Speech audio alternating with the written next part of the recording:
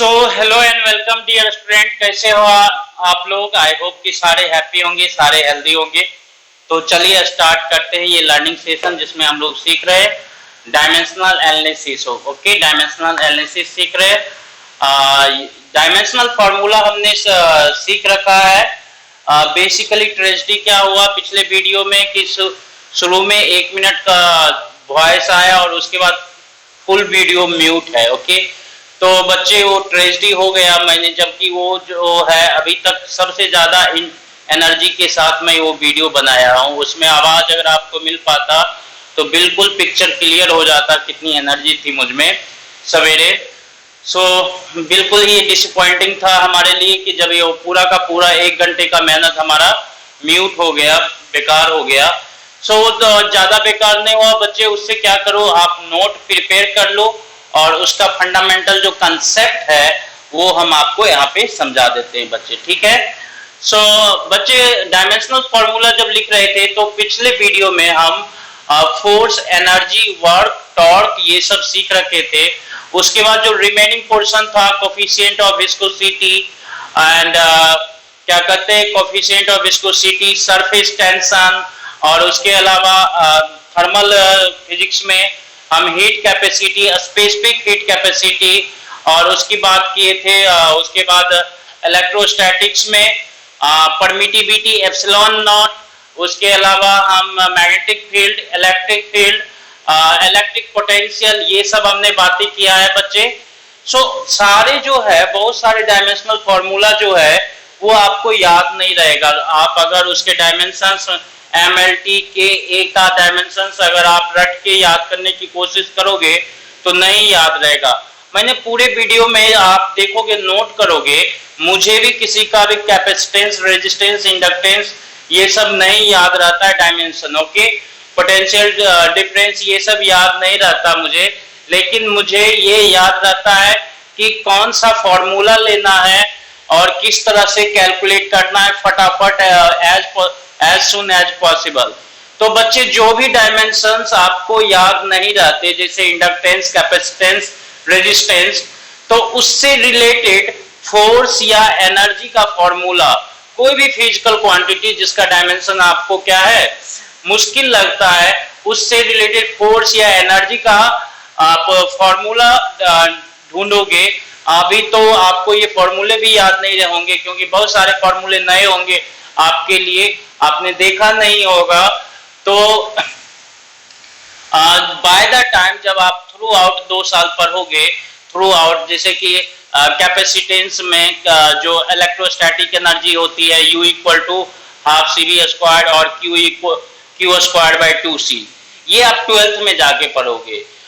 Magnetic energy ½ LI² होता है, ये आप 12th में जाके पढ़ोगे। ओके, सो ये जब वहां पे पढ़ोगे तो अपने आप आपको याद हो जाएगा। इसको अभी याद करने या रट्टा मारने की जरूरत नहीं है। याद किए और नहीं याद रहा तो फिर डिप्रेस होने की जरूरत नहीं है। ये बाय द टाइम सबको खुद ब खुद याद हो जाता है क्योंकि आपको फॉर्मूला याद हो जाएगा तो डायमेंशनल फॉर्मूला लिखना आसान हो जाता है। ओके, सो जो भी फिजिकल क्वांटिटी आपको कॉम्प्लेक्स लगता है उसका आप एक फॉर्मूला ढूंढो जो कि उस फिजिकल क्वांटिटी को रिलेट करता हो, आइदर फोर्स के साथ, आइदर वर्क के साथ और आइदर एनर्जी के साथ। ओके, तो फोर्स, वर्क और एनर्जी का आपको तो याद रहता है। फोर्स का MLT-2 होता है, वर्क एंड एनर्जी दोनों का क्या होता है ML2T-2। ओके, और फोर्स का MLT-2। तो ये तो फोर्स और एनर्जी का आपको याद रहता है। बाकी छोटे छोटे जो है आसानी से, जैसे चार्ज का क्या होगा, करंट इनटू टाइम होता है, चार्ज आपने 10th में पढ़ा होगा, तो ampere into time t, AT charge का होता है, ये सब आपको याद रहता है। ओके, सो बच्चे बहुत सारे फॉर्मूले आपको याद रहेंगे आसान वाला और बहुत सारे नहीं याद रहेंगे। तो वो बाय द टाइम जब 2 साल पढ़ोगे तो अपने आप याद रहेगा। बिल्कुल आसान फॉर्मूला है, आपको याद हो ही जाएगा और वो फॉर्मूला याद हो जाएगा। तो डायमेंशनल फॉर्मूला याद करने वाली चीज नहीं है, ये काउंट करने वाली चीज होती है। क्योंकि याद करने जाओगे तो सबका जो किसमें कितना पावर है, कैसे क्या है, वो हम भी भूल जाते हैं, सब कोई भूल जाता है, सब कोई क्या करता है, निकालता है। जैसे ग्रेविटेशनल यूनिवर्सल ग्रेविटेशनल कांस्टेंट का अगेन आपने सवेरे देखा भी होगा तो भूल गया होगा, तो आपने क्या किया, आपने ढूंढा कि ये कहीं पर आता है फोर्स या एनर्जी के फॉर्मूले में, तो आपको याद आ गया कि ग्रेविटेशनल फोर्स जो होता है Gm1m2 बाय r स्क्वायर होता है। m1 m2 मास है, इसका डायमेंशन मास, इसका डायमेंशन मास m, इसका l स्क्वायर हो जाएगा। ये सेपरेशन होता है r, डिस्टेंस होता है तो डिस्टेंस का l होता है, ये आपको पता है। m1 का पता है, m2 का पता है, r का पता है, फोर्स का भी पता है, तो g का आप खुद ब खुद कैलकुलेट कर लेते हो, mLT-2, इसको नोट करने की जरूरत नहीं है। g और ये m इंटू m करेंगे, m इंटू m1 भी मास है, m2 भी मास है, r क्या है, सेपरेशन है, तो ये हो गया आपको इस तरह से। इसको ऐसे लिखो या फिर आपको मन है तो ऐसे लिखो, कोई फर्क नहीं पड़ेगा। तो ये हो गया आपका Gm स्क्वायर m2, ये L2 हो गया। और इसको रीअरेंज कर लोगे बच्चे तो G का हमें काउंट करना है, तो G का काउंट करेंगे तो हम क्या करेंगे, देखो तो ये L स्क्वायर इसके साथ मल्टीप्लाई करेंगे और ये m स्क्वायर इसको डिवाइड करेंगे, तो m स्क्वायर को डिवाइड करेंगे तो m का पावर 1 और नीचे m का पावर 2 हो जाएगा, तो m का पावर जो हो जाएगा 1 माइनस 2 दैट इज -1। और l की बात करेंगे तो l का पावर 1 इंटू l का पावर 2, तो l का पावर 1 प्लस 2 3 हो जाएगा और t जो है t -2 ही रह जाएगा। तो यहाँ पर देखेंगे तो आपको इसको याद करने की कोशिश करेंगे तो किसी को याद नहीं रहता, लेकिन फटाफट हम कैलकुलेट कर लेते हैं। इस तरह से आप कैलकुलेट कर सकते हो बच्चे। आई होप कि आपको समझ में आ जाएगा, थ्रू आउट पूरी देखोगे तो फटाफट आपको याद आ जाएगा। ओके, अब जैसे कि विस्कस फोर्स हमने बताया था, कोई भी फोर्स हो, विस्कस फोर्स हो, इलेक्ट्रिक फोर्स हो, मैग्नेटिक फोर्स हो या व्हाटएवर भी फोर्स हो, सबका डायमेंशनल फॉर्मूला वही होगा जो फोर्स का होगा। ओके, मान लो विस्कस फोर्स जो होता है वो होता है एटा, कोएफिशिएंट ऑफ विस्कोसिटी। ये भी हमने आपको जो है सवेरे के वीडियो में दिखाया था। और ये होता है एरिया ए इंटू ये वेलोसिटी ग्रेडियंट होता है बच्चे। ये सब इंपॉर्टेंट हम भूल गए थे चीजें, वहां पे आपको समझ में नहीं आ रहा होगा। ये होता है dv by dx जो होता है बच्चे, ये क्या होता है, वेलोसिटी ग्रेडियंट होता है। dv करने का मतलब क्या है, चेंज इन वेलोसिटी। dv करने का मतलब चेंज इन वेलोसिटी, तो वेलोसिटी अगर चेंज भी हो रहा है तो चेंज इन वेलोसिटी का डायमेंशन क्या होगा, वही जो वेलोसिटी का होता है डायमेंशन। इसमें ये dv का डायमेंशन लिखोगे तो जो वेलोसिटी का डायमेंशन होता है lt-2 वही रह जाएगा। और dx क्या है, change in length, change in length, तो ये जो है लेंथ का जो डायमेंशन होगा वही चेंज इन लेंथ का हो जाएगा, तो ये l हो जाता है बच्चे। तो dv by dx का अगर देखो ये वेलोसिटी है ना तो lt-1 होगा। ओके, वहां पे मिस्टेक हुआ था। यहाँ पे l कैंसिल हो जाएगा, dv by dx जो होता है t-1, 1 by t-1 करने का मतलब 1 by t, 1 by टाइम जो होता है वो क्या होता है, फ्रीक्वेंसी होता है बच्चे, 1 by टाइम पीरियड फ्रीक्वेंसी होता है। तो देखो यहाँ पे ये वेलोसिटी ग्रेडियंट है, आप सवेरे नाम जान रखे होंगे, वेलोसिटी ग्रेडियंट। एंड ये जो है आपका वेलोसिटी ग्रेडियंट और ये जो है 1 by टाइम पीरियड और फ्रीक्वेंसी, इसका सबका क्या होता है, सेम ही होता है। बहुत सारे फिजिकल क्वांटिटी होते हैं जिसका डायमेंशनल फॉर्मूला सेम ही होता है। अब फ्रीक्वेंसी का ही आप अगर पढ़ोगे स्प्रिंग मास सिस्टम ऑसिलेशन पढ़ेंगे तो अंडर रूट ये होता है k/m जो होता है फ्रीक्वेंसी का ही होता है। और उसके अलावा ये जो है 1/√LC की बात करेंगे तो ये भी क्या होता है, फ्रीक्वेंसी ही होता है। और 1/RC की बात करेंगे तो ये भी फ्रीक्वेंसी होता है। और ये जो होता है R/L की बात करेंगे तो ये भी फ्रीक्वेंसी होता है। यहाँ पे R क्या है, रेजिस्टेंस है, ये L होता है इंडक्टेंस, यहाँ पे ये L जो है इंडक्टेंस है, L इंडक्टेंस, इंडक्टेंस को भी L से रिप्रेजेंट करते हैं बच्चे। ओके, ये बाद में देखेंगे। ये कैपेसिटेंस है, ये रेजिस्टेंस है, ये इंडक्टेंस है, ये कैपेसिटेंस है। ये सब हमें 12th में पढ़ना है बच्चे, इसमें कंफ्यूज नहीं होना है। नाम जैसे है वैसे ही आपको याद रखना है, सुन लेना है। ओके, बाय द टाइम जब 12th में आप इसको पढ़ोगे तो ये क्या एलिमेंट होता है, क्या चीज होता है, कौन सा डिवाइस होता है, वो आपको पता चल जाएगा बच्चे। सो अभी इसमें ज्यादा अपने को दिमाग नहीं लगाना है, बस एज इट इज नाम याद रख लेना है भाई। ये एल जो है इंडक्टेंस है, ये कैपेसिटेंस है, ये रेजिस्टेंस है, ये कैपेसिटेंस है, ये इंडक्टेंस है, ये रेजिस्टेंस है। ये फोर्स कांस्टेंट के होता है बच्चे, ये केल्विन टेम्परेचर वाला नहीं है, ये मास होता है। सब क्या है, फ्रीक्वेंसी, सबका जो है डायमेंशनल फॉर्मूला T-1 ही होगा बच्चे। और ये जो है dv/dx वेलोसिटी ग्रेडियंट है उसका भी। तो ये अगर आपको याद नहीं भी रहता है बच्चे तो आप इसको लेकर ज्यादा टेंशन मत लेना, ये बाय द टाइम जब पढ़ोगे तो अपने आप सबको याद होता है। शुरू में हर कोई इसको याद करने की कोशिश करता है तो भूल जाता है, बहुत कंफ्यूजन होता है कि ये क्या है सर, ये क्या है सर। वो बाय द टाइम 2 साल जब पढ़ते हैं तो सारे अलग अलग फिजिकल क्वांटिटी को हर एक चैप्टर में बहुत डीप में, बहुत डिटेल में पढ़ते हैं तो फिर हमें याद ही हो जाता है आफ्टर 2 ईयर या 12th पास आउट होने के बाद। सो डायमेंशनल फॉर्मूला उस टाइम लिखना आसान हो जाता है, अभी आपको मे भी थोड़ा सा मुश्किल लग रहा हो तो उसका टेंशन नहीं लेना है। ओके, सो बेसिक जो है वेलोसिटी का, एक्सेलरेशन का, फोर्स का, एनर्जी का, वर्क का, टॉर्क का, ये सब याद रखना है। फ्रीक्वेंसी का, टाइम पीरियड का, ये सब हमें याद रखना है। ओके, ठीक है बच्चे। सो 11th वाले बच्चे जितने होते हैं उनको टेस्ट में एक आता है ये वाला एटा, पढ़ते हैं इसको। एटा क्या है, कोएफिशिएंट ऑफ विस्कोसिटी होता है बच्चे, कोएफिशिएंट ऑफ विस्कोसिटी। सो इसका डायमेंशनल फॉर्मूला जो है बिल्कुल पूछा जाता है हर एक टेस्ट में, अभी भी टेस्ट होगा ना बिल्कुल ये कहीं कहीं आएगा। ओके, और IIT जी नीट में बराबर पूछते रहता है इसका डायमेंशनल फॉर्मूला। तो इसका डायमेंशनल फॉर्मूला देखो बच्चे, इसका तो T-1 होता है, इसका L² होता है, इसका क्या होगा। तो इसको हमने एक्सप्लेन करने के लिए इतना सब कुछ बता दिया बच्चे। सो इसमें ज्यादा अभी हम नहीं इंडल्ज होंगे, हम क्या है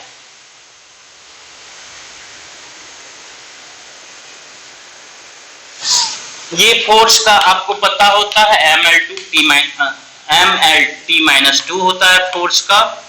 ये हमने मास इंटू एक्सेलरेशन, मास का m और एक्सेलरेशन का मीटर पर सेकेंड स्क्वायर, तो मीटर का L और पर सेकेंड स्क्वायर है दैट इज पर t स्क्वायर हो जाएगा, दैट इज T-2 हो गया।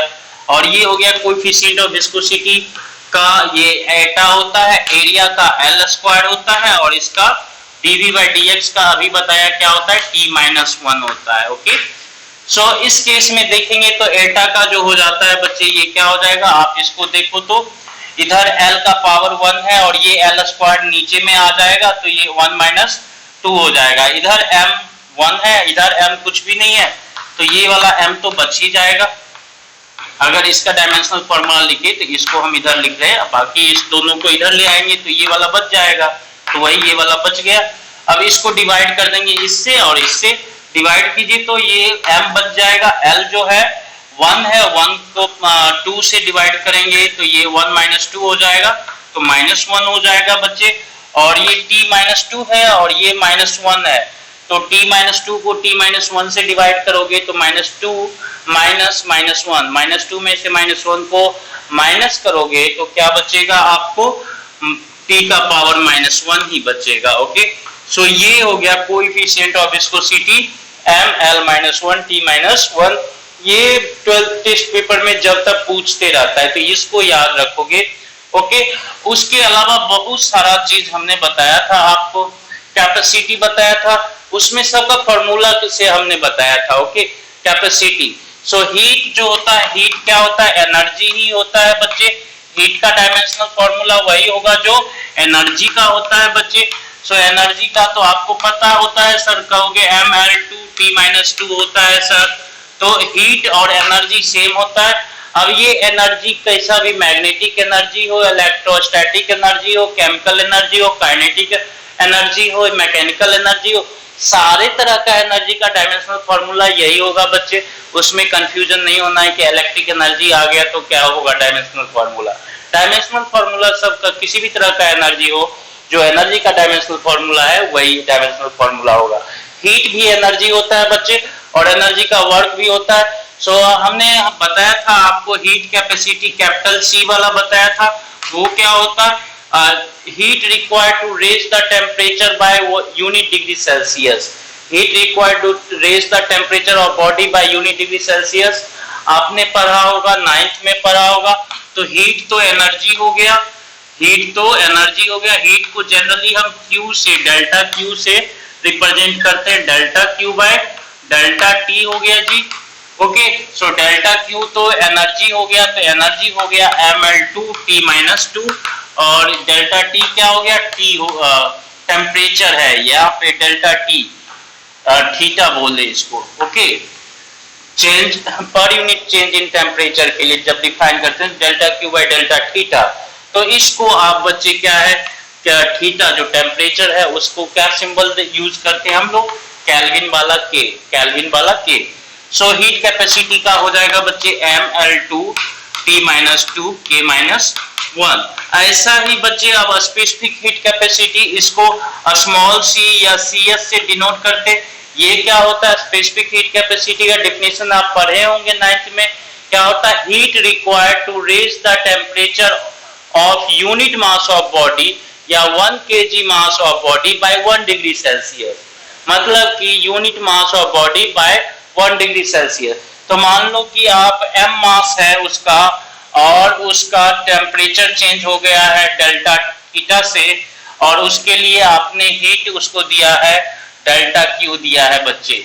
सो एक यूनिट 1 kg मास, m kg मास का टेम्परेचर चेंज करने, डेल्टा थीटा से टेम्परेचर चेंज करने के लिए आपने हीट दिया डेल्टा Q। तो 1 kg मास का 1 डिग्री सेल्सियस से टेम्परेचर चेंज करने के लिए हीट देना पड़ेगा delta Q by delta theta into m। Okay, so ये देखो delta Q by delta theta तो बड़ी वाली C होती है बच्चे, सो कैपिटल C होता है, कैपिटल C बाय m। सो ये हो गया क्या बच्चे, देखो यहाँ तो heat capacity divided by mass क्या हो गया, स्पेसिफिक हीट कैपेसिटी। इसको ही हम क्या बोलते हैं, स्पेसिफिक हीट कैपेसिटी बोलते हैं बच्चे। बाय द टाइम जब थर्मल फिजिक्स पढ़ोगे तो ये फॉर्मूला आपको रटा ही जाएगा। अभी याद करने अगर भूल जाते हो, कंफ्यूज, तो उसमें कोई मॉडल डाउन करने वाली बात नहीं होगी, क्योंकि सब शुरू में भूलते हैं, बार बार पढ़ते हैं, बार बार पढ़ते हैं, बार बार पढ़ते हैं, तब याद होता है। सो ये हो गया specific heat capacity CS। CS क्या होता है, delta Q by delta theta into m mass. Delta Q क्या है, एनर्जी, mL2T-2। डेल्टा Q क्या है, एनर्जी है, mL2T-2 होता है। डेल्टा थीटा क्या है, temperature, change in temperature K होगा, और मास m। ओके, तो ये देखो बच्चे इसका जो होगा CS का dimensional formula specific heat capacity का, ये मास खत्म हो गया। सो ये हो गया L2T-2 और K-1 बच्चे। तो स्पेसिफिक हीट कैपेसिटी का सवेरे वाले वीडियो में नोट बनाया होगा, तो आपने यही लिखा होगा। ओके, और ठीक है बच्चे, और हम क्या बताए थे, और हम बताए थे बहुत सारा थर्मल कंडक्टिविटी का KTH। KTH सवेरे देखोगे तो थर्मल कंडक्टिविटी बताया होगा KTH जो होता है rate of heat flow through solid, या कंडक्शन में, कंडक्शन प्रोसेस होता है हीट ट्रांसफर का, वो थर्मोडायनेमिक्स में पढ़ेंगे हम लोग, थर्मल फिजिक्स में पढ़ेंगे लास्ट में। बस यहाँ पे KTH का डायमेंशनल फॉर्मूला समझते हैं बस। तो rate of heat flow through a conductor, या क्या कहते हैं वॉल या सॉलिड कंडक्टर जो होता है, वो KTH इंटू एरिया इंटू जो ये होता है d theta by dx। d theta, theta यहाँ पे टेम्परेचर को रिप्रेजेंट कर रहा है बच्चे। थीटा क्या है, एंगल नहीं, थीटा क्या है, टेम्परेचर को रिप्रेजेंट कर रहा है यहाँ पे, और x जो है लेंथ को रिप्रेजेंट कर रहा है, सेपरेशन को, थिकनेस को, या थिकनेस को ही रिप्रेजेंट करेगा x यहाँ पे, मतलब कि मोटा, कितना मोटा है, किस वॉल के अक्रॉस हीट फ्लो हो रहा है, या किस कंडक्टर के लेंथ के अक्रॉस हीट फ्लो हो रहा है। तो dx को L समझो लेंथ है, और d थीटा क्या है, higher temperature minus lower temperature, that is change in temperature, या टेम्परेचर डिफरेंस है। डी थीटा क्या है यहाँ पे, टेम्परेचर डिफरेंस है। और D theta by D X को आप बोलते हो टेम्परेचर ग्रेडियंट। क्या बोलते हैं बच्चे, temperature gradient, temperature gradient. Okay, so ये बच्चे देख लो, इसका डायमेंशनल फॉर्मूला के और इधर क्या होगा L, तो के L माइनस 1 हो गया बच्चे। टेम्परेचर चेंज इन टेम्परेचर का के होगा, या टेम्परेचर डिफरेंस का क्या होगा, जो टेम्परेचर का होता है डायमेंशनल फॉर्मूला वही होगा टेम्परेचर डिफरेंस का भी, के होगा बच्चे। dx क्या हो जाएगा, लेंथ L हो जाएगा बच्चे। सो ये हो जाएगा, इसका डायमेंशनल फॉर्मूला देखेंगे तो के L माइनस 1 हो जाएगा बच्चे। सो इसमें ये एरिया होता है बच्चे, और ये हीट होता है, और ये टाइम इंटरवल होता है बच्चे। सो हीट का ml2 t माइनस 2 याद रखते हो, और टाइम का क्या याद रखते हो, डेल्टा t। सो टाइम t होता है बच्चे, ये हो गया k थर्मल, थर्मल कंडक्टिविटी होता है बच्चे। ए जो होता है ये होता है आपका L स्क्वायर, लेंथ स्क्वायर होता है इसका डायमेंशनल फॉर्मूला। और डी थीटा का क्या हो जाएगा, के L माइनस 1। हमें किसका चाहिए बच्चे, के टी एच का चाहिए। के टी एच को अगर हमें काउंट करना होगा तो ये क्या होगा, इस दोनों को इधर लाना होगा। सो इस दोनों को इधर लाके फिर सबका पावर एक साथ हम चेक करेंगे। तो ये क्या हो जाएगा बच्चे, ये देखो मास m हो जाएगा, और ये देखो तो L स्क्वायर है, और इधर क्या है, L स्क्वायर है। तो L स्क्वायर कैंसिल हो गया, और ये L माइनस 1 है, ये नीचे L माइनस 1 आएगा तो ऊपर जाएगा तो L हो जाएगा बच्चे, ठीक है। L स्क्वायर कैंसिल हो गया था। T माइनस 2 है, और ये क्या है, T एक नीचे है तो T माइनस 3 हो गया बच्चे। ओके, और ये वाला K नीचे आएगा बच्चे तो K माइनस 1 हो जाएगा। K क्या है यहाँ पे, ये वाला K टेम्परेचर को रिप्रेजेंट कर रहा है, टेम्परेचर को। तो dimension of mass in thermal conductivity is 1, dimension of length in thermal conductivity is 1, dimension of time in thermal conductivity is -3, dimension of temperature in thermal conductivity is -1। so इस तरह से बच्चे याद रखेंगे। ओके, सो बेसिकली क्या है, हमें अगर इसका KTH का याद रखोगे तो एक बार हो सकता है याद रहे, 2 दिन याद रहे, 3 दिन याद रहे, चौथे दिन भूल ही जाते हैं। हम तो कितनी बार, 1000 बार लिख रखते हैं फिर भी हम भूल जाते हैं। तो जब भी हमें काउंट करना होता है फटाफट हम फॉर्मूला लिखते हैं, फटाफट कैलकुलेशन करते हैं विद इन सेकेंड। ओके, सो आप बार बार करते हो, आपको आइडिया होना चाहिए कैसे लिखना है, तो फटाफट ये हो जाता है। किसी को भी अगर याद नहीं रहता है ये, तो घबराने की बात नहीं है, मुझे भी याद नहीं रहता है, मैं कैलकुलेट कर रहा हूँ, इसीलिए तुम्हारे सामने कैलकुलेट कर रहा हूँ। किसी को भी याद नहीं रहता, ये फटाफट कैलकुलेट करते हैं सब। सो इस केस में कोई भी फिजिकल क्वांटिटी है जिसका डायमेंशनल फॉर्मूला याद नहीं रहता है, तो उसको हम ढूंढते हैं कि कौन सा फॉर्मूला में ये वाला फिजिकल क्वांटिटी इन्वॉल्व है। और बेसिकली जो है आसान जब हो जाता है जब वो फॉर्मूला फोर्स का हो, एनर्जी का हो, वर्क का हो, तो बहुत ही आसान हो जाता है, क्योंकि फोर्स, एनर्जी, वर्क सबको याद होता है। Force ml(T-2), energy ml(2)(T-2), work ml(2)(T-2), work और एनर्जी सेम होता है।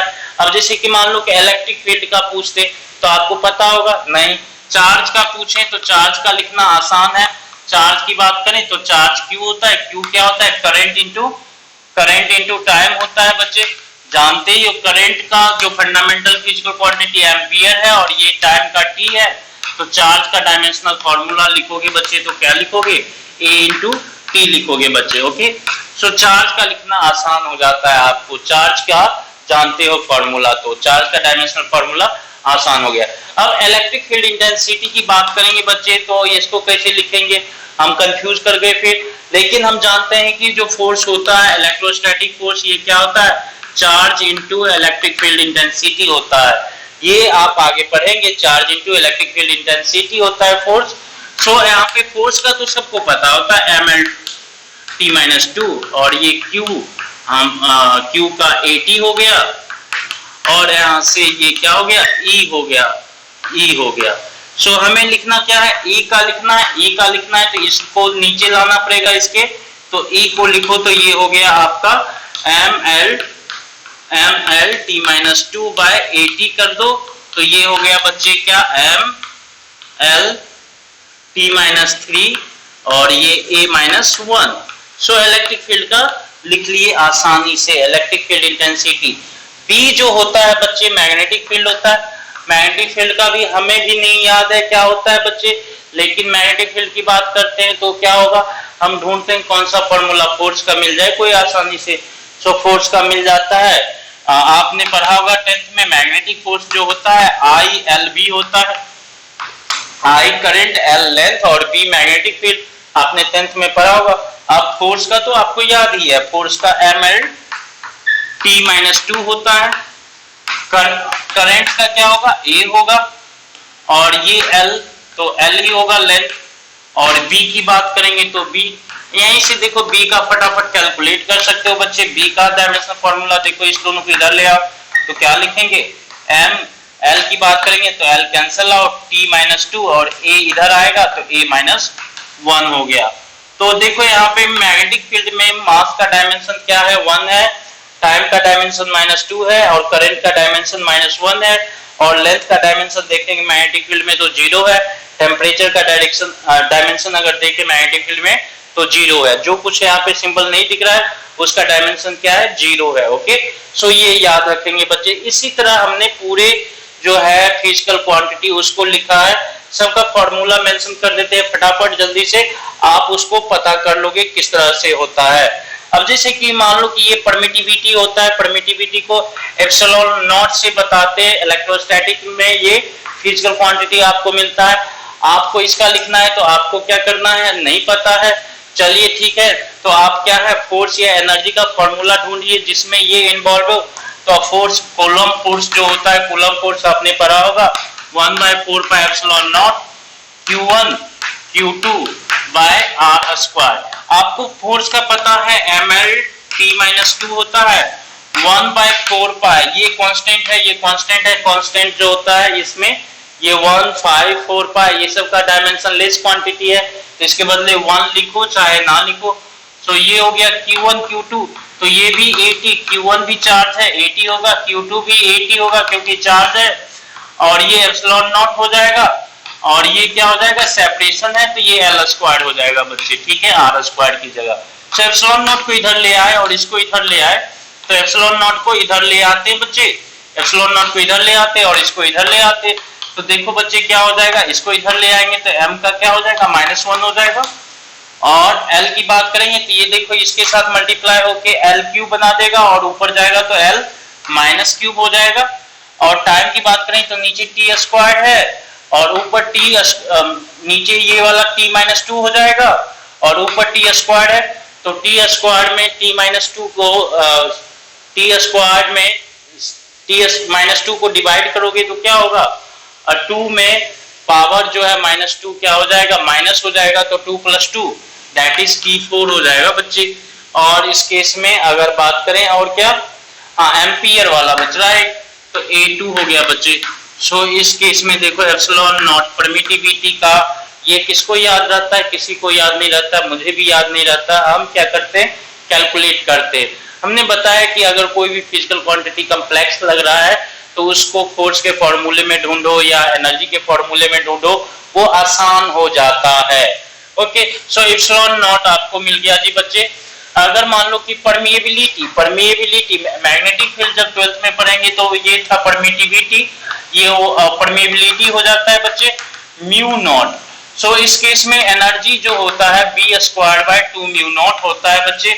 एनर्जी जो होता है, एनर्जी डेंसिटी है बेसिकली, ये क्या होता है, energy density small u। Okay, so energy per unit volume, energy density होता है बच्चे, एनर्जी डेंसिटी आप यहां से भी निकाल सकते हो, या फिर मैग्नेटिक फील्ड जो होता है म्यू नॉट एन आई होता है, एन नंबर ऑफ टर्न होता है, कोई मतलब नहीं है। Okay, mu not an I, mu not an I, so number of turn per unit length. Okay, number of turn per unit length, इसका l-1 हो जाएगा। b का आपको पता है, अभी आपने कैलकुलेट किया था म्यू नॉट, और इसका जो होता है पर मीटर दैट इज l-1, और ये हो गया a। सो यहाँ से बी आप लिख लो, हम अभी लिखे थे बी का और अभी हम भूल गए, तो आप इसको लिखो जाके देख के, और उसके बाद म्यू नॉट को कैलकुलेट कर लो, या फिर इससे देखोगे तो एनर्जी डेंसिटी का हमें आसानी से पता होगा। एनर्जी डेंसिटी क्या होगा, एनर्जी पर यूनिट वॉल्यूम, तो एनर्जी बाय वॉल्यूम कर देते हैं। सो एनर्जी बाय वॉल्यूम कर देंगे तो यू का जो है डायमेंशन ml2 एनर्जी होता है और वॉल्यूम का LQ हो जाता है, और ये क्या होता है बी स्क्वायर। बी का फिर से आपको लिखना पड़ेगा, F इक्वल टू BIL लिखते हो, यहाँ से बी क्या लिखते हो, फोर्स का ml2t-2 होता है, mlt-2 होता है, ये एम्पियर होगा, ये बी होगा और ये लेंथ होगा L। सो यहाँ से L कैंसिल हो जाता है। बी की बात करें सो ये हो गया आपका, बी की बात करें तो एम्पियर इधर आ जाएगा, तो mt-2 ए। देखो हम अभी भी भूल गए और फिर लिख दिए, फिर हम जब भूल जाएंगे फटाफट इसको भूल जाते हैं। ओके, सो ये देखो एनर्जी डेंसिटी और बी स्क्वायर जो हो गया mt-2। अगर हमने प्रीवियस वीडियो जो सवेरे किया है उसमें कहीं मिस्टेक किया होगा तो उसको करेक्ट भी कर लेना। ओके, हम मुझे याद नहीं कि हमने एनर्जी लिखा था या एनर्जी डेंसिटी लिखा था वहां पे। सो ये हो गया आपका 2 म्यू नॉट, या म्यू नॉट का बताया था अभी या भूल गया था, सो उसको याद रखोगे बच्चे।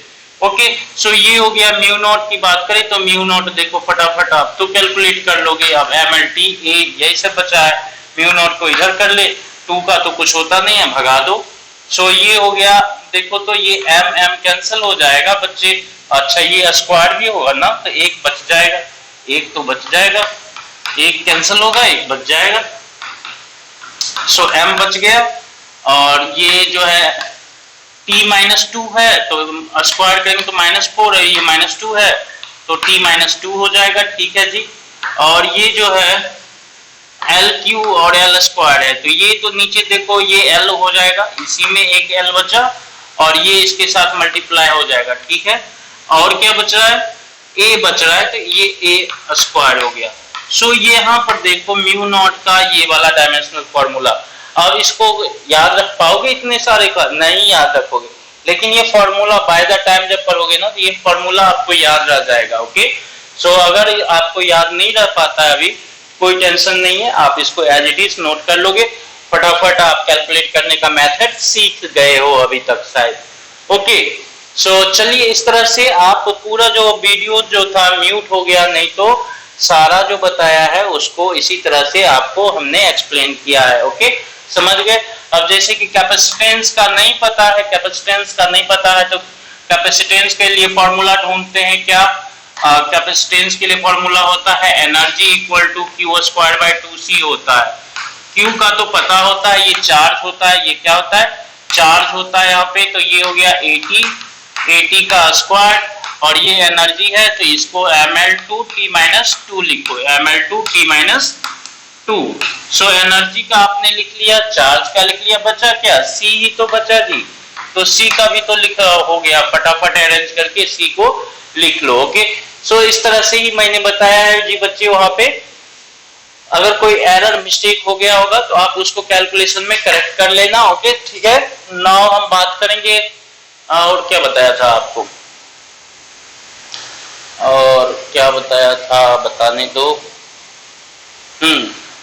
प्लांक कांस्टेंट के लिए बताया था, तो फोटोन का जो एनर्जी होता है, फोटोन का energy Planck constant. Okay, Planck constant H जो बताया था, फोटोन एनर्जी होता है H न्यू, ये न्यू होता है न्यू। ओके, सो न्यू का ये फ्रीक्वेंसी होता है, ये क्या होता है फ्रीक्वेंसी होता है। फ्रीक्वेंसी का तो आप जानते ही हो, फ्रीक्वेंसी क्या होता है 1/टाइम पीरियड। टाइम पीरियड क्या है, टाइम है, दैट इज फ्रीक्वेंसी होता है आपका, इसको F से भी डिनोट कर सकते हैं, कोई दिक्कत नहीं है। 1/टाइम पीरियड होता है, तो ये t-1 हो गया।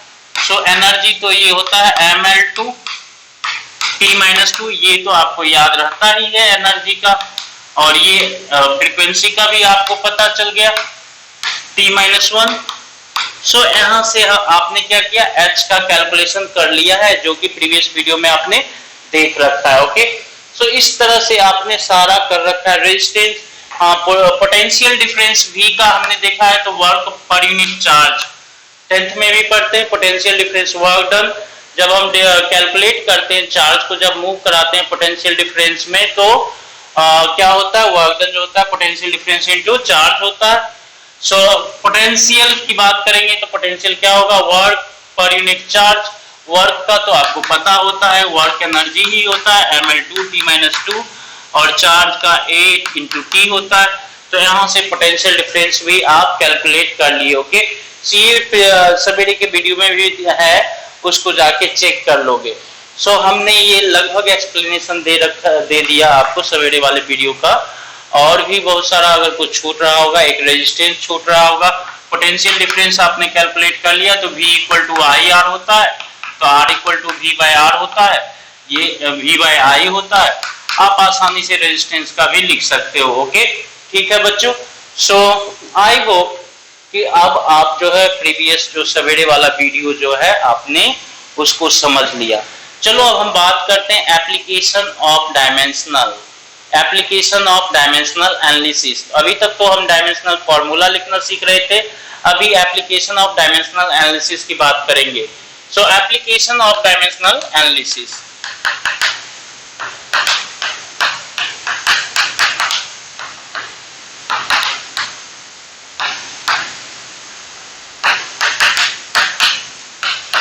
याद रखेंगे बच्चे, सबसे पहले वेरी फर्स्ट इसके तीन एप्लीकेशन होते हैं। डायमेंशनल एनालिसिस के 3 एप्लीकेशन। पहला क्या, एक सिस्टम से यूनिट कन्वर्जन में, एक सिस्टम से अगर यूनिट जो है किसी फिजिकल क्वांटिटी के यूनिट दूसरे सिस्टम में जाते हैं तो कितना होगा, क्या होगा, किस तरह से न्यूमेरिकल वैल्यू उसका होगा, इसकी बात करते हैं। दूसरा डायमेंशनल होमोजेनिटी जिसको बोला जाता है, मतलब कि कोई भी जो रिलेशनशिप है, फिजिकल फॉर्मूला है या कोई इक्वेशन है, वो सही है या नहीं है। ओके, तो dimensional correctness, to check the dimensional correctness of an equation, किसी इक्वेशन का और किसी फॉर्मूले का वो सही है फॉर्मूला या नहीं है। तो डायमेंशनल करेक्टनेस, इस पे अच्छा क्वेश्चन होता है बच्चे, लगभग मेजर क्वेश्चन इससे ही होता है डायमेंशनल करेक्टनेस के चेक करने पर। तीसरा होता है as a research tool formula को डिराइव करना। ओके, सो इसको 3 हम जो है एप्लीकेशन, इस 3 को अभी डील करेंगे। पहला क्या, यूनिट कन्वर्जन। दूसरा dimensional, to check the dimensional correctness of an equation, जिसको हम डायमेंशनल होमोजेनिटी बोलते हैं। तीसरा जो होता है as a research tool to derive a formula. Okay, so ये 3 एप्लीकेशन। तो पहला हम यूनिट कन्वर्जन से स्टार्ट करते हैं, ए की बात करते हैं। Conversion of unit, conversion of unit from one system to another. ठीक है बच्चे, सो हम मान लेते हैं कि 2 सिस्टम है। आप किसी फिजिकल क्वांटिटी को, हमने बताया था ना फिजिकल क्वांटिटी को क्या लिखते हैं, फिजिकल क्वांटिटी जो होता है n × u होता है, न्यूमेरिकल वैल्यू इनटू यूनिट। सो किसी भी सिस्टम में लिखेंगे तो ये क्या होगा, n1u1 = n2u2 होगा बच्चे, बोलो हाँ या ना। सो ये वाला जो है बेसिस होता है। अब मान लेते हैं 2 सिस्टम है, सिस्टम 1 में सिस्टम 1 है और सिस्टम 2 है। ओके, सिस्टम 2 है। कोई फिजिकल क्वांटिटी है जिसका नाम है, फिजिकल क्वांटिटी का नाम दे देते हैं, फिजिकल क्वांटिटी उसका नाम है x, फिजिकल क्वांटिटी का नाम है x। आई होप कि आपको सुनाई पड़ रहा होगा, फिजिकल क्वांटिटी का नाम है बच्चे x। Okay,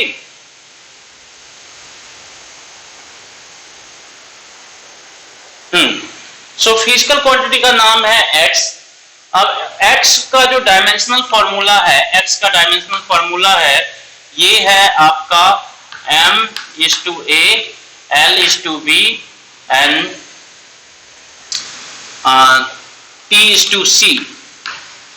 m/a, l/b, t/c, मतलब कि मास का डायमेंशन x में a है, लेंथ का डायमेंशन x में b है और टाइम का डायमेंशन x में c है बच्चे। ओके, सो इस फिजिकल क्वांटिटी x का डायमेंशनल फॉर्मूला ये है, और ये जो है इसका किसी सिस्टम में न्यूमेरिकल वैल्यू n1 होता है, न्यूमेरिकल वैल्यू n1 होता है, और मास का यूनिट m1 होता है, और लेंथ का यूनिट जो होता है l1 होता है, टाइम का यूनिट t1 होता है। और सिस्टम 2 में न्यूमेरिकल वैल्यू n2 है, और मास का यूनिट m2 है, लेंथ का यूनिट l2 है, टाइम का यूनिट t2 है। ओके, ठीक है बच्चे। सो हम इस तरह से डायरेक्ट लिखते नहीं है, थोड़ा सा शॉर्ट में ले लेते हैं। कोई फिजिकल क्वांटिटी x है जिसको मास, लेंथ और टाइम के डायमेंशनल फॉर्मूले के टर्म में इस तरह से हम लिख सकते हैं, m/a, l/b, t/c। In general हमने मान लिया। ओके, अब इसी जो है मास की बात करें तो मास के लिए दो सिस्टम है, जैसे कि सीजीएस सिस्टम में मास का यूनिट ग्राम होता है, और एमकेएस सिस्टम में मास का यूनिट केजी होता है। ओके, सो इस तरह से सिस्टम 1 है, सिस्टम 2, इसको सपोज कोई और सिस्टम 1 है लाइक सीजीएस, ये सिस्टम 2 है लाइक एमकेएस और एसआई। ओके, सो इसमें न्यूमेरिकल वैल्यू किसी फिजिकल क्वांटिटी का n1 आता है, और इसमें न्यूमेरिकल वैल्यू जो आएगा n2 आएगा। मास का यूनिट m1 होता है, लेंथ का यूनिट l1 होता है, टाइम का यूनिट t1 होता है, मास का यूनिट m2 है, लेंथ का यूनिट l2 है, टाइम का यूनिट t2 है। तो यहां से हमें क्या मिलेगा, यहां से हम क्या लिखेंगे n1, और ये हो जाएगा m1:a, m1:a, l1:b, t1:c is equal to n2 m2:a, l2:b, t2:c। I hope ये पूरा दिख रहा होगा, चेक कर लेने दीजिए हमें वीडियो। हाँ, पूरा दिख रहा है। ओके, सो यहीं से ये आ जाएगा आपको। n2 को अगर लिखोगे तो क्या लिखोगे, n1 इंटू ये जो हो जाएगा m1/m2, m1/m2 is to power a, l1 into l1/l2 is to power b into t1/t2 is to power c। Okay, so n2 equal to ये होगा, तो हमें जो है इस फॉर्मूले से काम चलाना है। तो आई होप कि यहां तक आप समझ गए। किसी फिजिकल क्वांटिटी की बात करें, अगर मान लो कि इसके लेंथ को मेजर करेंगे, तो अगर आप सेंटीमीटर से मेजर करोगे तो कहोगे 15, न्यूमेरिकल वैल्यू 15, और इसी को मिलीमीटर से मेजर करोगे तो क्या होगा 150, न्यूमेरिकल वैल्यू l2 का वैल्यू क्या हो जाएगा 50। सो एक में यूनिट जो है l1 जो है सेंटीमीटर है, दूसरे में l2 क्या है, वो है मिलीमीटर है। ओके, l2 जो है मिलीमीटर में है, तो उसी में देखो न्यूमेरिकल वैल्यू और यूनिट में क्या रिलेशनशिप होता है। सो बेसिकली इसको याद रखेंगे इस टर्म में, और एक फाइनल जो है इस टर्म में। ओके, सो हमें क्या मिला, n2 equal to n1 m1/m2 power a होना चाहिए, l1/l2 पावर b होना चाहिए, t1/t2 पावर c होना चाहिए। ओके, चलिए बहुत बढ़िया, इसको आप नोट कर लीजिए। अब इसको समझिए एग्जाम्पल के थ्रू, इसको समझिए एग्जाम्पल के through. Okay,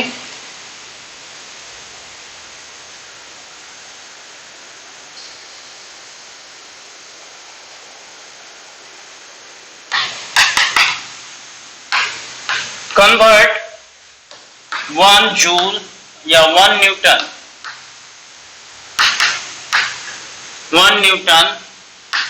in CGS system।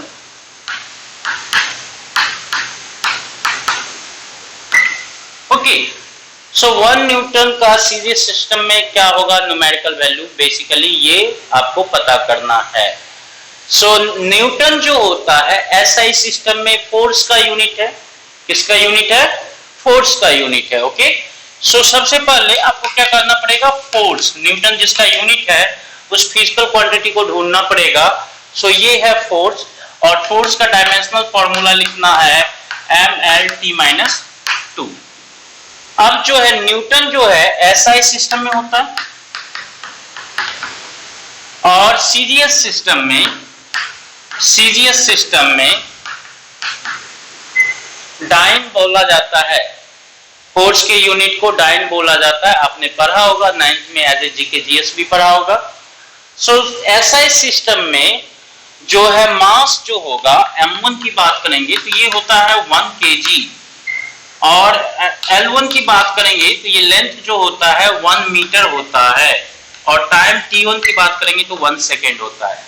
And CGS system में मास m2 की बात करेंगे, मास का यूनिट m2 की बात करेंगे तो ये 1 ग्राम होता है और लेंथ की बात करेंगे L2 की, लेंथ के यूनिट L2 की बात करेंगे तो ये 1 सेंटीमीटर होता है और ये टाइम t2 की बात करेंगे बच्चे तो ये 1 सेकेंड होता है।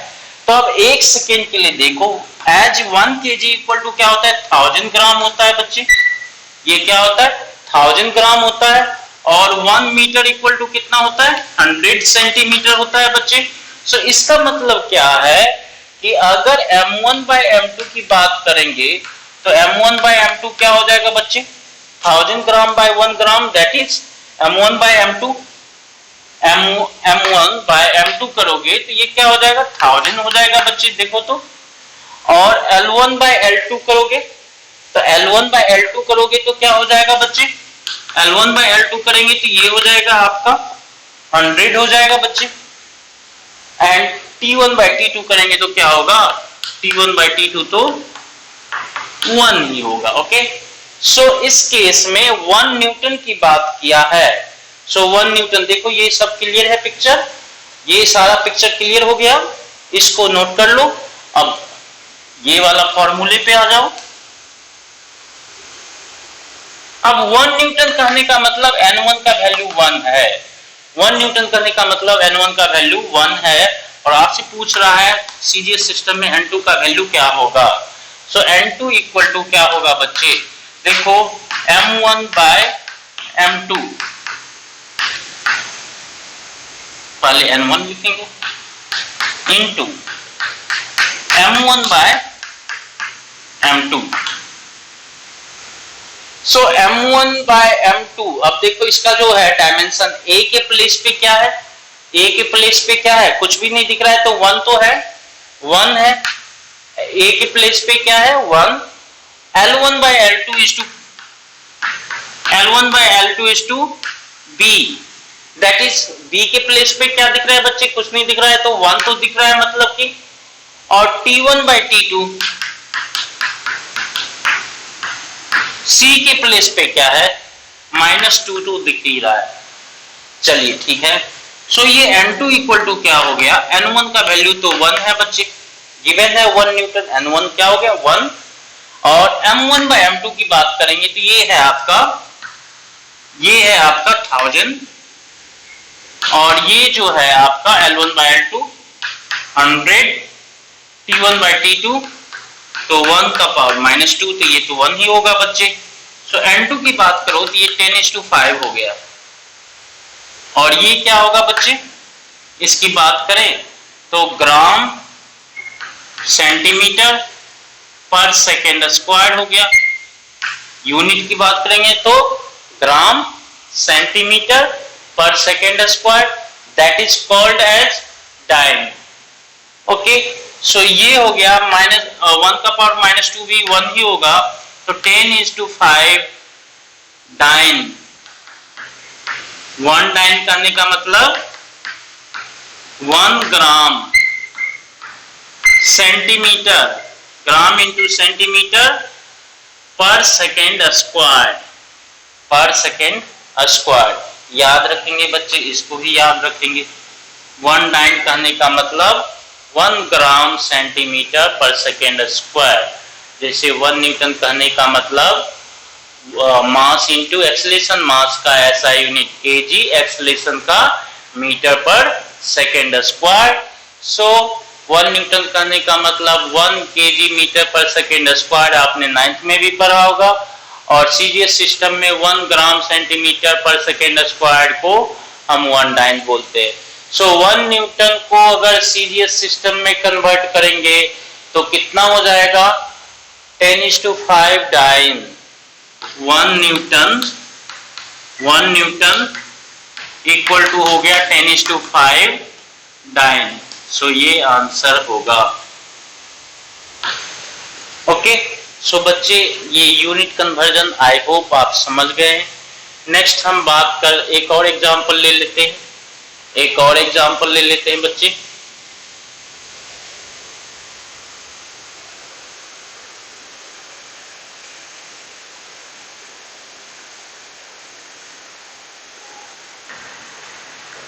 एक और एग्जांपल ले लेते हैं, जैसे कि कन्वर्ट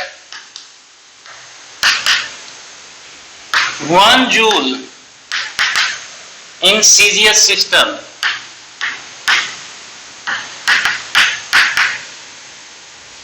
और कहेगा 1 joule equal to how much अर्ग।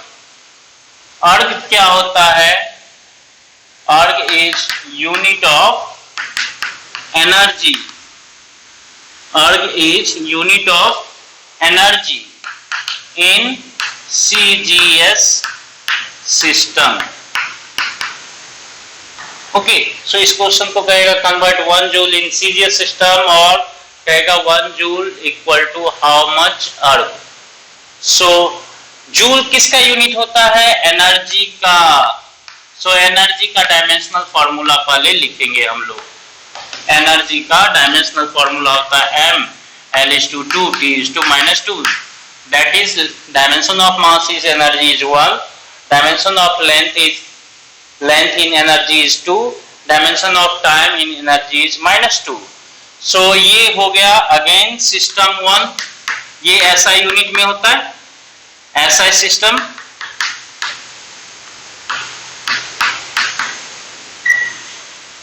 सिस्टम 2 सीजीएस सिस्टम,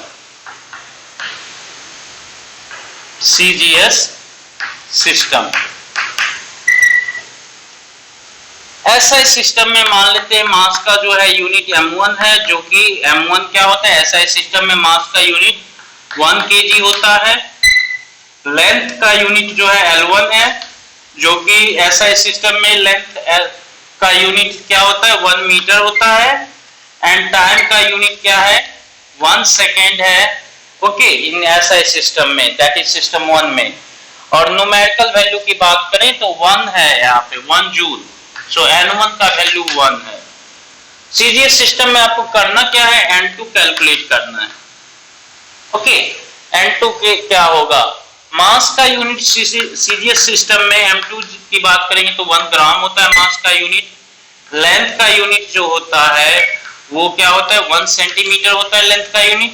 टाइम का यूनिट क्या होता है, ये होता है 1 सेकेंड होता है बच्चे। आई होप आप इसको समझ लीजिए। अब सिंपली अगर यहाँ पे देखो तो 1 kg इक्वल टू 1000 ग्राम होता है बच्चे। अगेन प्रीवियस प्रॉब्लम में देखे थे, m1/m2 क्या हो जाएगा आपको पता है। L1 जो है 1 मीटर है तो ये 100 सेंटीमीटर होता है बच्चे, और ये 1 सेकेंड है।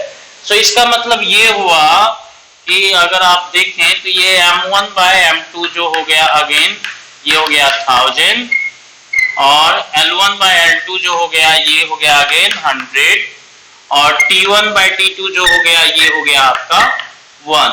ओके, ठीक है बच्चे। सो अब देखो N2 की बात करेंगे तो ये देखो अब सब लिख लिया, तो इसको हम मिटा रहे हैं। अब N2 इक्वल टू क्या होता है, N1 इंटू M1/M2 का पावर A होता है। A के प्लेस पे देखेंगे तो क्या है, 1 है। L1/L2 का पावर B होता है, B के प्लेस पे क्या है, 2 है। T1/T2 का पावर C होता है, C के प्लेस पे क्या है, -2 है। तो इस तरह से लिख दिया। सो N1 का वैल्यू तो 1 है। M1/M2 क्या है, 1000 का पावर 1, ये L1/L2 100 का पावर 2, और ये 1 का पावर -2। सो ये हो गया आपका 1 × 1000 और ये हो गया 1 into 1000 दैट इज 10:3 इंटू 10:2 का स्क्वायर दैट इज 10:4। ये 1 का पावर -2 क्या होगा 1 होगा, दैट इज n2 का वैल्यू हो गया आपका 10:7। 10:7 हो गया बच्चे, 10:7 हो गया। इसका मतलब ये हुआ बच्चे कि 1 जूल इक्वल टू क्या हो जाएगा, जब सीरियस यूनिट में कन्वर्ट करेंगे तो 1 जूल इक्वल टू 10:7 अर्ग हो जाएगा बच्चे। इसको याद रखेंगे, इसको हम याद रखेंगे। और जो आज का जो है नेक्स्ट हमारा डाउट लेक्चर होगा उसको जरूर आप अटेंड करेंगे, क्योंकि उसमें हम और भी एग्जाम्पल लेंगे जो इसको टाइप के क्वेश्चन से रिलेटेड होंगे, किस तरह से IITG में पूछा गया है। ओके, सो आई होप कि आप इसको समझ गए ना। हम इसके दूसरे एप्लीकेशन पे आ जाते हैं, दूसरे एप्लीकेशन पे आ जाते हैं बच्चे।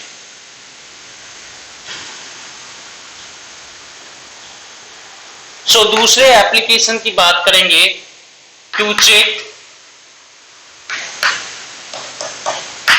The dimensional correctness, dimensional correctness of equation of an equation or formula।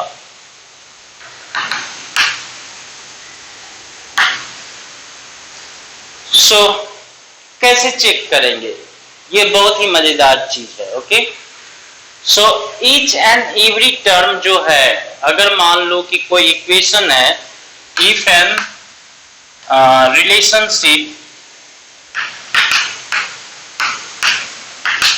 Of different physical quantity, different physical quantity, या फिर आप इसको सिंपल रखें, if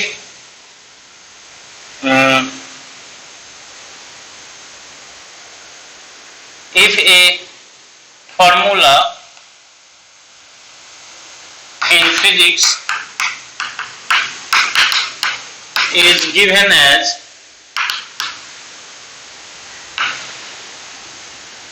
a plus b equal to x plus y, okay, a plus b equal to x y या फिर if c।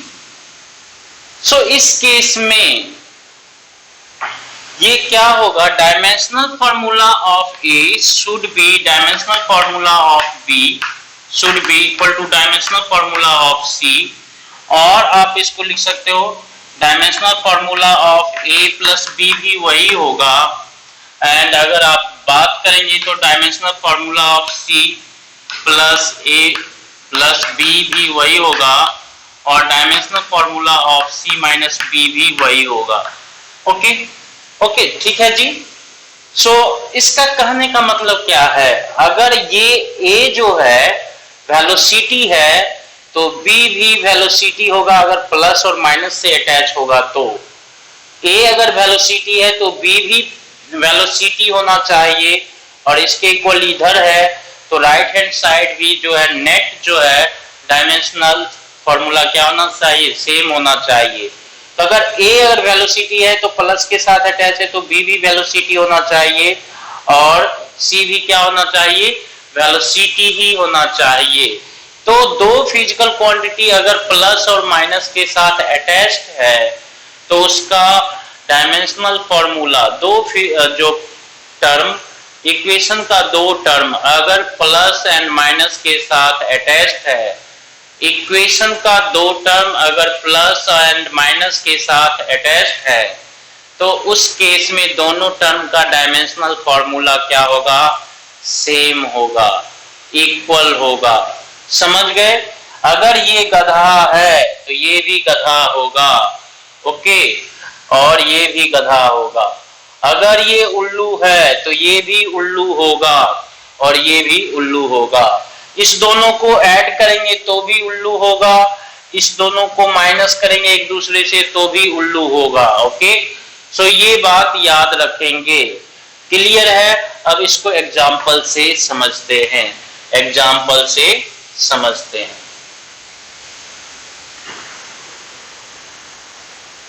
जैसे कि मान लो एग्जाम्पल की बात करेंगे तो s equal to ut plus half at square. So s क्या है? डिस्प्लेसमेंट है। s क्या है? डिस्प्लेसमेंट। और u क्या होता है? वेलोसिटी। t क्या है? टाइम है। a क्या होता है? एक्सेलरेशन होता है। ओके, एंड सो यहां पर देखो s का जो डायमेंशनल फॉर्मूला होगा वो क्या होगा? लेंथ है, distance. u into T, ut की बात करेंगे तो ut की बात करेंगे तो ut कहने का मतलब u इंटू टी। समझो u क्या है? वेलोसिटी है तो lt माइनस 1, और t क्या है? टाइम है तो t हो गया। तो ut का डायमेंशनल फॉर्मूला भी क्या हो गया? ये देखो तो ये l ही हो गया। ut का डायमेंशनल फॉर्मूला भी क्या हो गया? l ही हो गया। हाफ at स्क्वायर, हाफ का तो कुछ भी नहीं होगा, ये कांस्टेंट है। ये एक्सेलरेशन है, a इंटू टी स्क्वायर समझो इसको। सो a एक्सेलरेशन का होता है lt माइनस 2, एक्सेलरेशन का आप lt माइनस 2 इंटू टाइम जो है टी स्क्वायर, तो टी स्क्वायर हो जाएगा। तो ये हो गया आपका क्या? l। ये हो गया आपका lt minus 2 into T square, that is l। इसका मतलब क्या हुआ कि अगर ये इक्वेशन ऐसा है तो यहाँ पे दिख गया क्या कि dimensional formula of s should be equal to dimensional formula of ut plus dimensional formula of half at square. ठीक है बच्चे, ये क्या हो गया? ut plus half at square, ये सेटिस्फाई हो गया। मतलब तीनों टर्म का जो भी प्लस माइनस, एक तो left hand side and right hand side का डायमेंशनल फॉर्मूला सेम होना चाहिए। दूसरा, अगर कोई टर्म जो है प्लस और माइनस के साथ अटैच्ड है, दो टर्म, तो दोनों का क्या होना चाहिए? सेम होना चाहिए।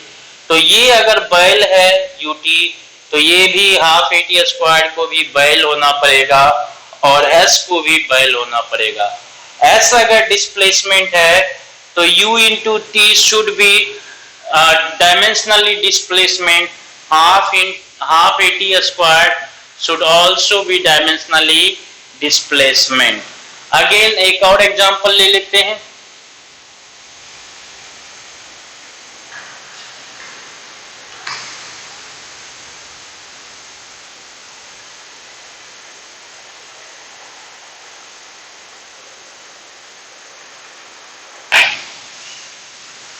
और एग्जांपल ले लेते हैं बच्चे। v equal to U plus A T पढ़ते हो, v equal to u plus A T पढ़ते हो। ओके, सो v क्या होता है? v होता है वेलोसिटी का lt माइनस 1, u होगा इनिशियल वेलोसिटी, तो ये भी तो वेलोसिटी ही है, और at की बात करेंगे तो एक्सेलरेशन इनटू टाइम, तो ये हो गया lt minus 2 into T, that is lt minus 1। सो यहां से देखो v should be equal to v is dimension of v is equal to dimension of u plus dimension is equal to dimension of at। अब देखो आप ऐसा भी तो कर सकते हो, ये जो है वेलोसिटी है, ये भी वेलोसिटी का डायमेंशनली है, तो ये क्या है? डायमेंशनली वेलोसिटी है।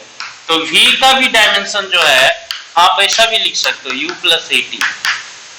ओके, ये अगर वेलोसिटी है, ये वेलोसिटी है, तो दोनों तो वेलोसिटी है, 5 मीटर पर सेकेंड और 8 मीटर पर सेकेंड, 13 मीटर पर सेकेंड। यूनिट क्या होगा? मीटर पर सेकेंड ही, डायमेंशन की बात करेंगे तो मीटर पर सेकेंड ही होगा, मीटर पर सेकेंड के अकॉर्डिंग होगा, इधर भी मीटर पर सेकेंड के अकॉर्डिंग। तो इसमें देखो ये तो सही है ही साथ ये भी सही है, और साथ ही साथ आप इसको ऐसे भी लिख सकते हो v माइनस एटी, ये भी सही है।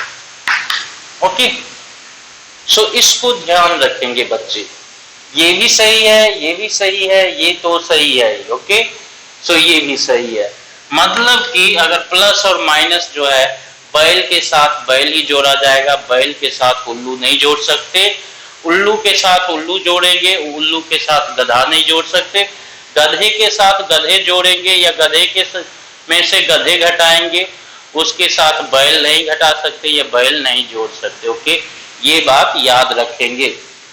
चलिए एक और एग्जांपल ले लेते हैं इस पे।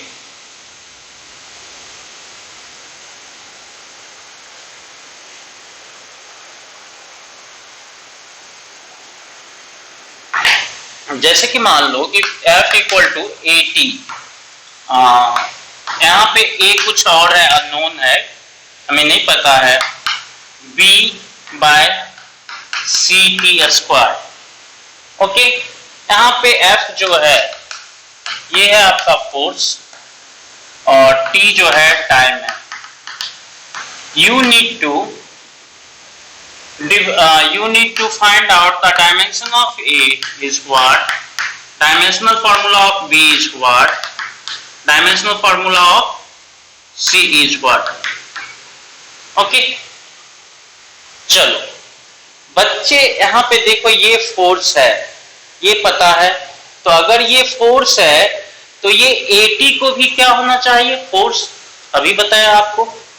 अगर ये ऐसा है तो dimension of force should be equal to dimension of 80, dimension of 80 should be equal to dimension of b by c plus T square.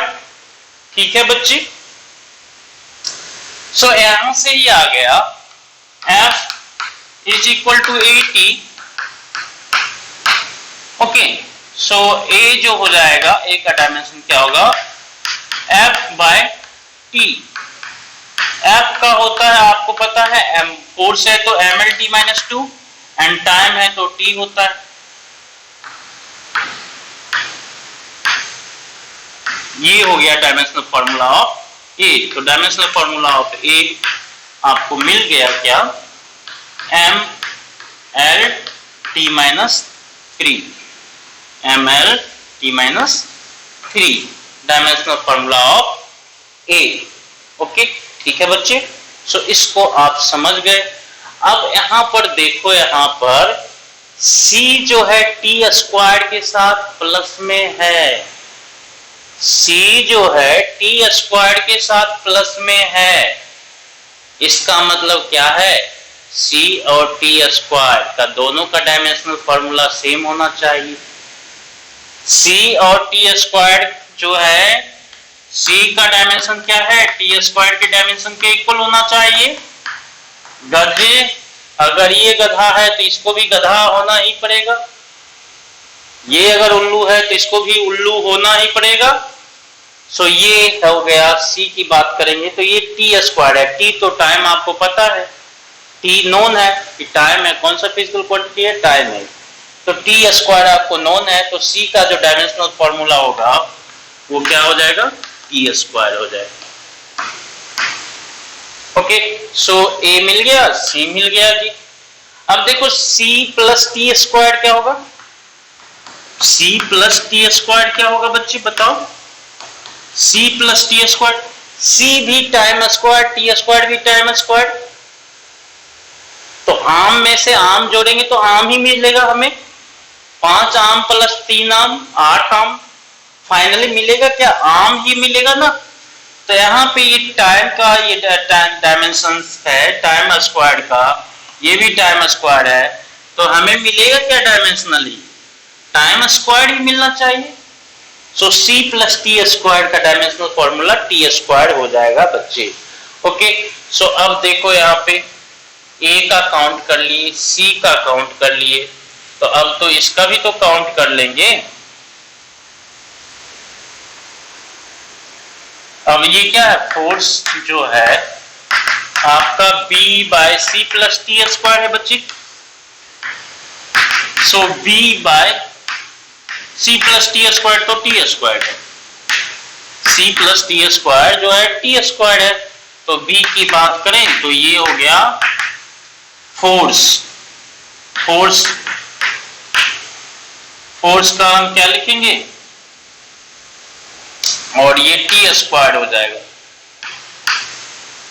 So force की बात करें तो ये हो गया आपका mL(T-2) और ये हो गया टी स्क्वायर।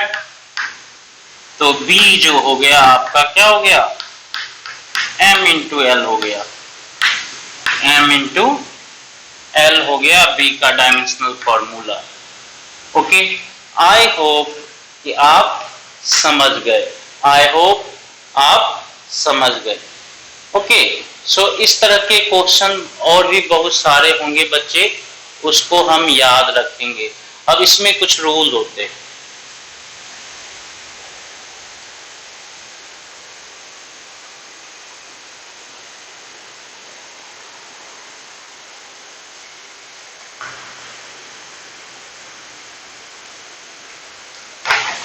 अगर मान लो साइन ये जो है a प्लस बी बाय सी ऐसा लिखा हुआ है, थीटा के प्लेस पे है। a प्लस बी बाय सी क्या है, थीटा के प्लेस पे है। तो थीटा के प्लेस, थीटा क्या होता है, डायमेंशनलेस। एंगल क्या होता है, डायमेंशनलेस होता है। तो ये वाला जो होना चाहिए डायमेंशनलेस क्वांटिटी होना चाहिए। a plus B by C should भी क्या होना चाहिए, if it is sin a plus b by c, then a plus b by c should be dimensionless.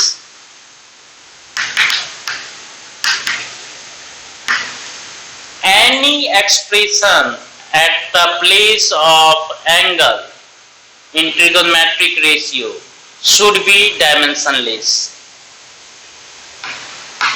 Any expression at the place of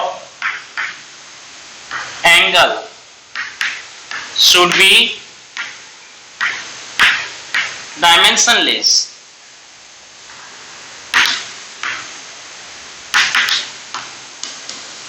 अब ये a plus B by सी का dimension less होने का मतलब ये नहीं है कि a भी डायमेंशन लेस है और c भी डायमेंशन लेस है, ये मतलब नहीं है। ओके, सो अगर a प्लस बी बाई सी अगर डायमेंशन लेस है तो हम क्या कर सकते हैं, a प्लस बी बाई सी को डायमेंशनली हम देखेंगे तो इसको 1 लिख सकते हैं। इसका मतलब ये हुआ कि dimension of a plus B should be equal to dimension of c। इसका मतलब ये हुआ डायमेंशन ऑफ, ये दोनों प्लस में है तो मतलब a और b का भी डायमेंशन क्या होगा, इक्वल होगा। So dimension of a is equal to dimension of b is equal to dimension of c। अब अगर ये प्रेशर है तो ये भी प्रेशर होगा, ये भी प्रेशर होगा। अब ये अगर वॉल्यूम है तो ये भी वॉल्यूम होगा, ये भी वॉल्यूम होगा। ये अगर डिस्प्लेसमेंट है तो ये भी डिस्प्लेसमेंट होगा, ये भी डिस्प्लेसमेंट होगा। ये अगर वेलोसिटी है तो ये भी वेलोसिटी होगा, ये भी वेलोसिटी होगा। ये अगर रेडियस है तो ये भी रेडियस, ये भी रेडियस होगा। सबका डायमेंशन क्या होना चाहिए, सेम होना चाहिए। ओके, सो इसको याद रखेंगे। ऑल्सो साइन की जगह कॉस भी हो सकता है, टेन भी हो सकता है, सेक भी हो सकता है, कॉट भी हो सकता है, कोई भी ट्रिगोनोमेट्रिक रेशियो हो सकता है। ओके, कोई भी ट्रिगोनोमेट्रिक रेशियो हो सकता है।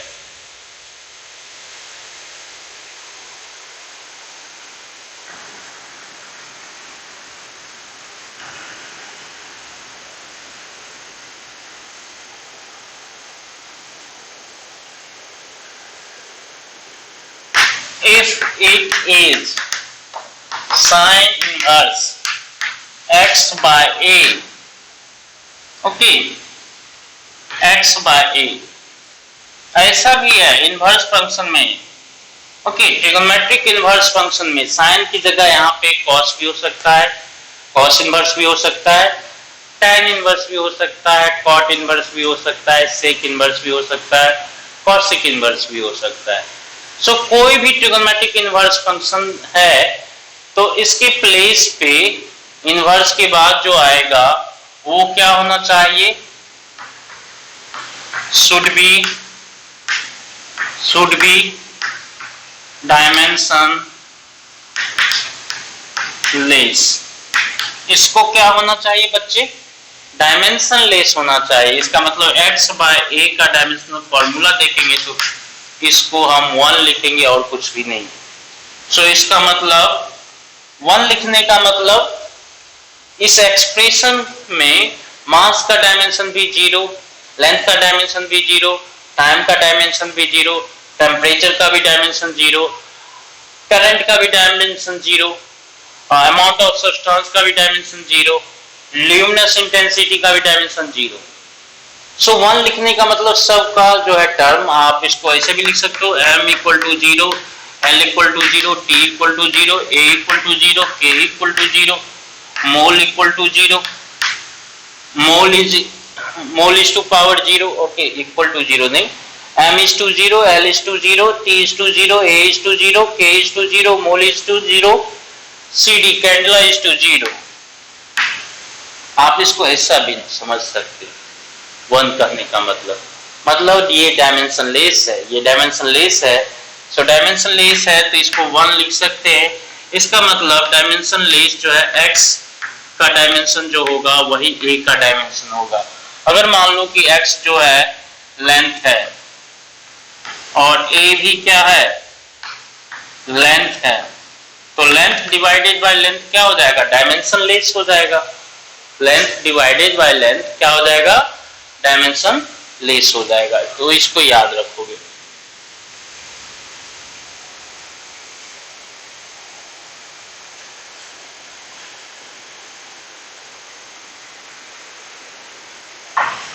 हाँ, और क्या है बच्चे,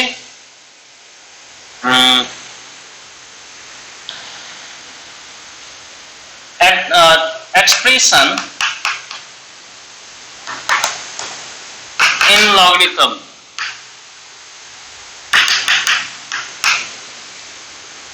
should be dimensionless।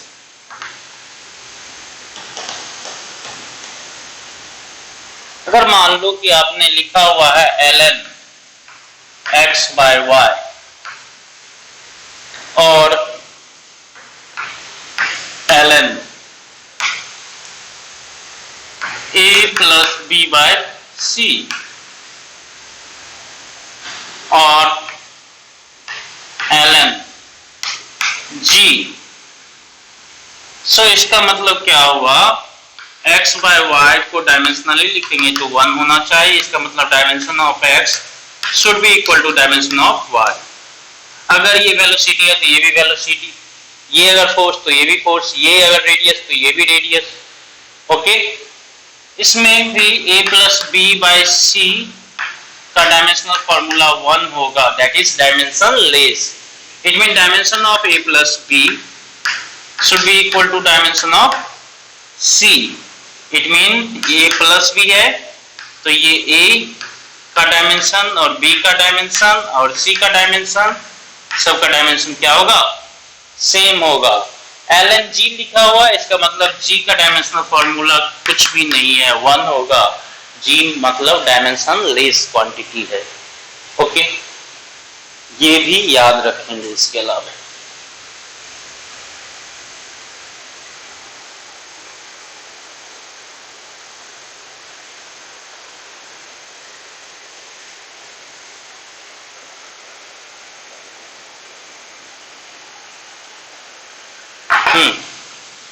So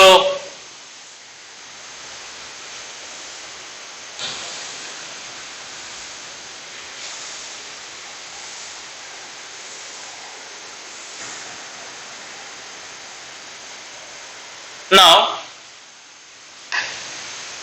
expression at place of exponent in exponential function